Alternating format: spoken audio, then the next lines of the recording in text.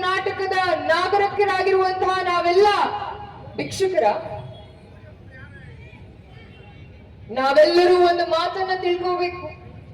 ಕರ್ನಾಟಕ ರಾಜ್ಯದಿಂದ ಪ್ರತಿ ವರ್ಷ ನಾವು ಕೇಂದ್ರ ಸರ್ಕಾರಕ್ಕೆ 4,30,000 ಕೋಟಿ ತೆರಿಗೆಯನ್ನು ತುಂಬ್ತೀವಿ. ಎಷ್ಟು? 4,30,000 ಕೋಟಿ.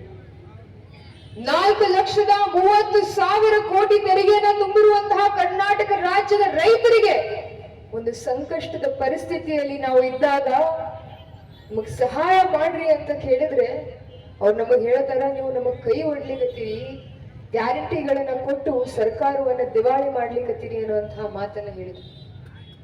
ಇಲ್ಲಿರುವಂತಹ ಎಲ್ಲಾ ನನ್ನ ತಾಯಂದ್ರಿಗೆ ನಾವೊಂದು ಮಾತನ್ನ ಹೇಳಕ್ ಇಚ್ಛಾ ಪಡ್ತೀನಿ.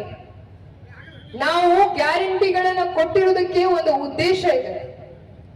ಆ ಉದ್ದೇಶ ಏನು ಅಂತಂದ್ರ ನಮ್ಮ ಸಮಾಜದಲ್ಲಿ ಕುಟುಂಬವನ್ನ ನಡೆಸುವಂತಹವರು, ಎಲ್ಲರಿಗೂ ನೋಡುವಂತಹವರು ಯಾರಾದ್ರೂ ಇದ್ರು ಅಂತಂದ್ರ ಮಹಿಳೆಯರು.